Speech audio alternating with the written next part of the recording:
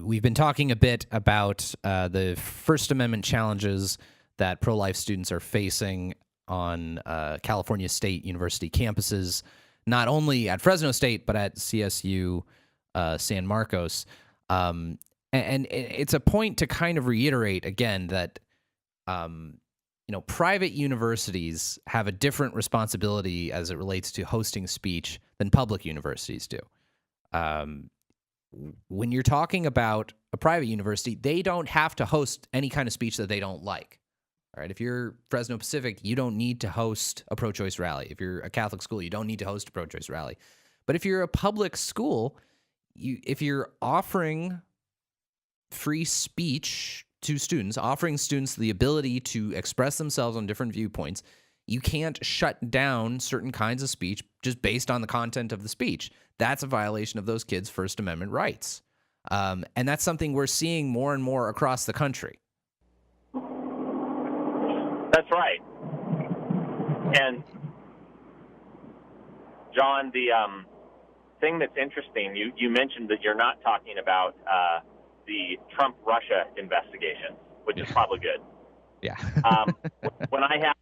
When I had Casey Maddox, attorney for Alliance Defending Freedom, on my show the other day, he pointed out a really great thing. He said, look, it is true that there is a constitutional crisis going on in the country, but it's not necessarily what's happening in Washington, D.C. It's what's happening on these college campuses. Because, literally, this is the First Amendment. It's the very first, most important freedom in our democratic society.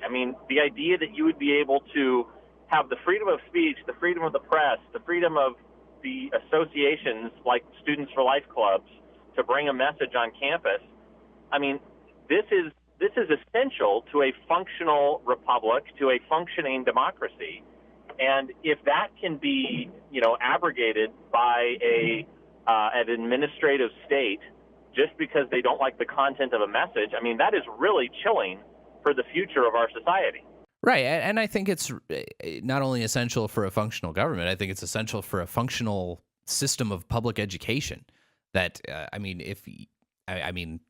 to a certain extent, one could argue this is already a lost cause, that liberal viewpoints are so predominantly expressed in academia that, in terms of the self-selection that takes place of liberal professors wanting to hire more liberal professors and liberal administrators wanting to hire more liberal administrators, that, conservative viewpoints are kind of shut out.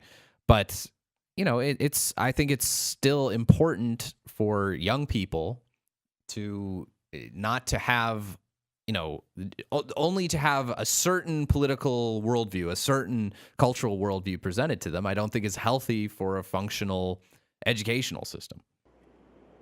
Right. And I think there's a lot of discussion about, the media bias and the media bubble that, liberals say, conservatives only watch Fox News and listen to Rush Limbaugh, and,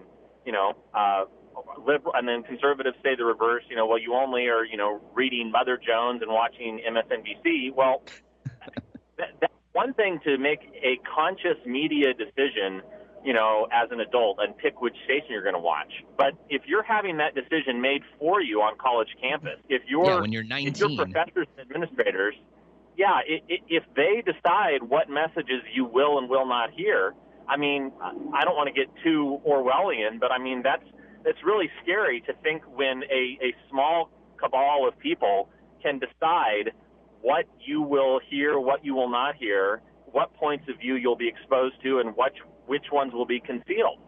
It is very it's very manipulative almost in some ways. Yeah, and the idea of, where does the liberal media bubble begin? Where does liberal bias in the media begin? Really, it begins on college campuses. You have where if every one of your professors, every one of your colleagues, every one of your administrators are all sort of presenting this is the only sort of worldview you can have, and it actually sort of begins as a problem in our public school systems where you have very liberal and pro-choice teachers unions who sort of run the show as it relates to curriculum, who run the show as it relates to what's being presented in the classroom, what viewpoints get to be presented, what viewpoints don't.